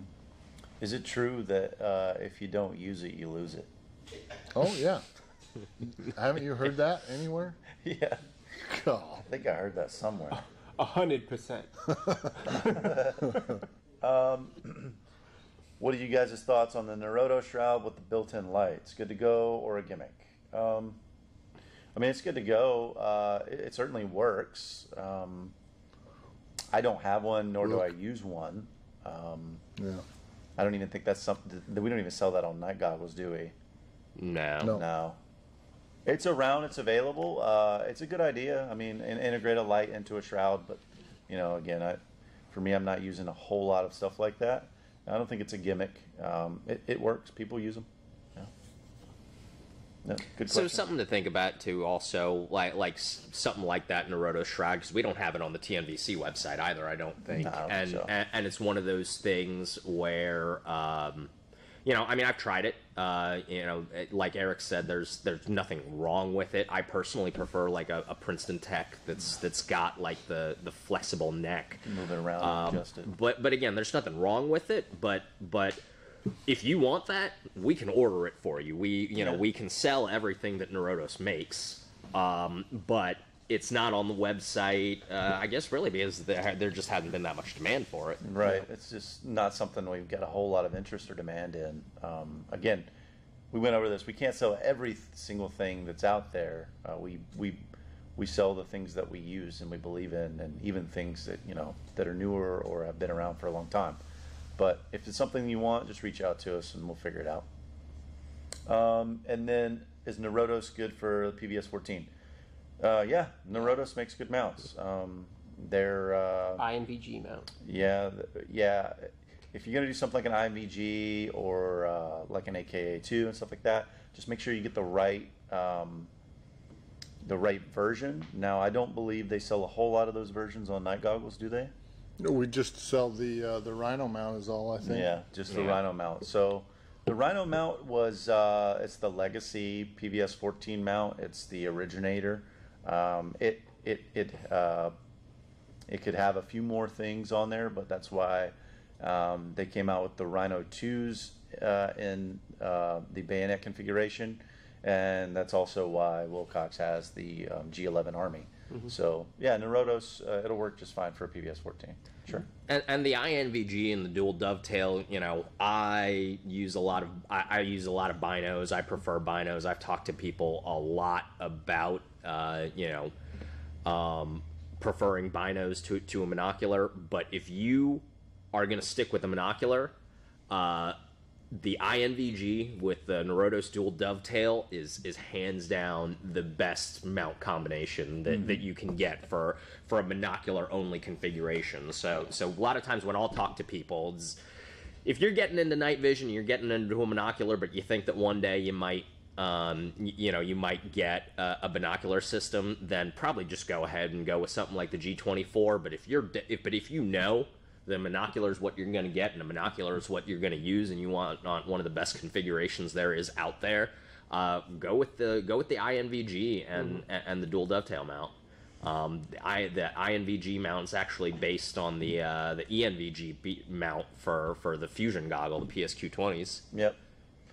What night vision device do you guys recommend for someone who is like a general purpose hunting, camping, prepping, home and personal defense? I'd say PVS 14. Yeah, you can't go wrong with a PVS 14. It checks all those boxes, especially for hunting and camping and stuff like that, hiking, things like that. It can easily go in a cargo pocket or around a 550 cord lanyard on your neck. You can mount it to a helmet. Fanny pack. You can use it for all sorts of stuff. There have been plenty of bad guys that have met their final moments in life with a dude standing on the other side of a PVS 14, so don't get wrapped up in all that too much of you got to have a dual, you know. PVS 14s are tried and true. Even myself, I have duals. I still have a PVS 14 and it still goes with me everywhere that my duals go because they're ubiquitous. Yes. It's kind of one of those things. It's like everybody needs a 14 even when you upgrade to a set of duals or something better. You just can't beat it. They're also a lot of fun to film through with a phone. Yeah. Which we're going to do here in a bit. Yeah, absolutely. We'll talk about that in just a second. Yeah, for sure. Oh boy. Why are some IR patches only military and LE? So here's the thing. You can get those pretty much anywhere. The ones that we have, the ones that TNVC have on the website, they are because we don't manufacture them. And the supplier of those, they won't allow those to be sold to anybody but. That's their rules. And to be quite honest with you, we don't sell a lot of them anyway, and it might be for a unit order or something like that. Well, and that's the thing, too. I mean, a lot of those products that have ended up on the website, and I'm not going to go into too much detail about, military purchasing processes and stuff like that, but every now and again, in order to buy something for a military unit, it has to be commercial off the shelf. It means it has to be advertised somewhere. Right. So sometimes we'll have companies come to us or we'll have units come to us and say, hey, we need to buy this product, but it needs to be advertised publicly in order for us to buy it. Right. And so we will help out that organization and we'll stick it on the website so that it can go through all of the proper and transparent approval processes.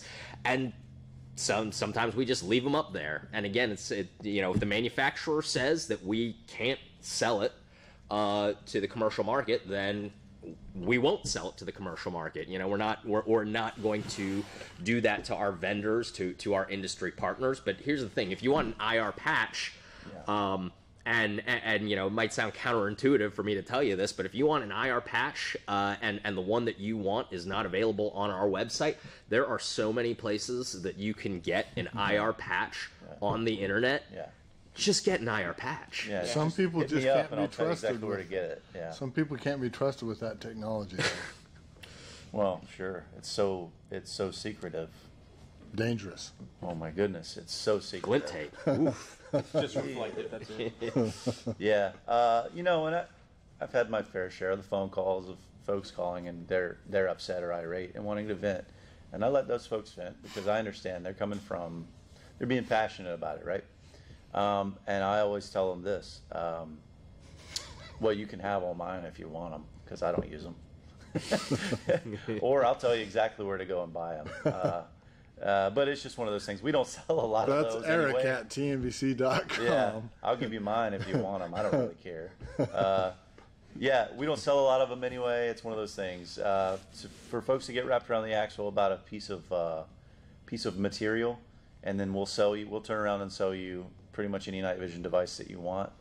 And I think we went over it last night too. When there's a restricted product that shouldn't be restricted, like the PVS 31 BNVDs, you know, we will go through the effort to get them made available for you. So I'll admit, you know, we haven't spent the time with the few IR patch manufacturers to bother with that, because you can get IR patches just about anywhere. I've bought plenty of IR patches myself off of eBay.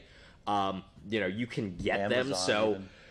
it's not really worth wasting the effort and capital on to get that particular manufacturer to sell you that Jolly Roger IR patch on the commercial market. But you know, again, if it's something that's a really important capability that we think needs to be made available commercially, we'll put in the legwork. We'll put our money where our mouths are to get that made available to you. And also a tidbit so you know, if you come to a kinetic consulting class, you get an IR patch. FYI. All right, so I kind of wanted to show something off here, and this is a TNVC thing. Of course, I'm going to show this off on the Night Goggles Takeover day, because that makes the most sense. But so we've been thinking a lot about how we can kind of get our name out there a little bit more so than it already is. And honestly, lifestyle stuff is kind of the hotness. Everybody loves stickers. So TNVC is going to be releasing a couple different sticker packs, limited edition, limited time type thing. We have limited numbers of them. They're not live on the website yet, so no one go crazy and scramble. We'll put something out here soon to let everyone know. But each sticker pack is going to be the TNVC Raven. There's going to be 3 stickers in each pack. One is a current camo that is in usage by many different military elements. Then there will be a legacy camo, something that folks really like, something that's served its time and proven useful, but maybe just got rotated out. And then there will be a limited edition version, and this one is in a nice 1980s jazzy solo cup print. So each sticker pack is going to come with 3. So each pack, like I said, will have a current camo, a legacy camo, and then a limited edition. We're going to do some kind of fun with them for folks that buy every single sticker pack and can show us proof. There'll be something that we'll send you as part of a thank you and your patronage for buying all these sticker packs. But again, they will be in limited quantities. We don't know what that number is yet. If you guys have any kind of ideas, send it to us. But while we're here, before we let you guys go, I'm going to give a couple of these packs away. So let's do some random numbers here. Let's see. Hit that drum roll thing. 1545. 1545. Again, I won't tell you guys. I will release them all in each. We won't release every one of them at each time. We'll do them one sticker pack at a time, and each one will be different. Again, so if there's a specific camo pattern that you really like, you're definitely going to want to stick around. It's most likely going to make its way.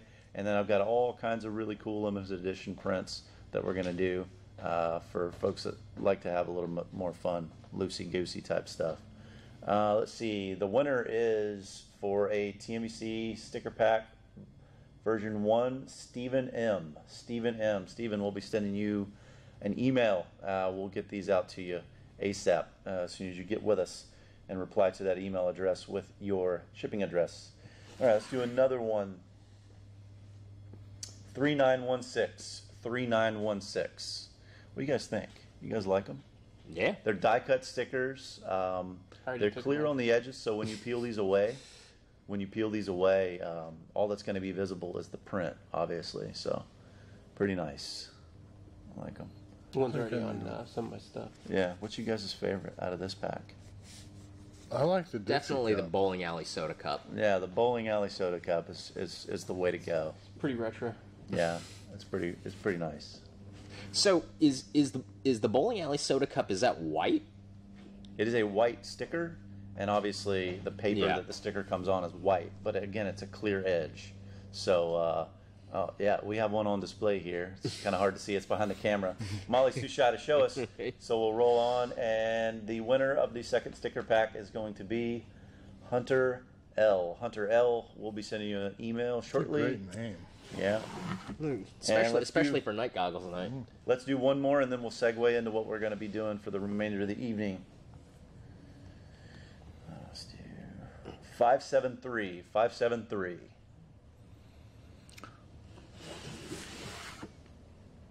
Yeah, these look good. Like they're nondescript. You know, if you know about TNVC, you know the Raven. It's nice.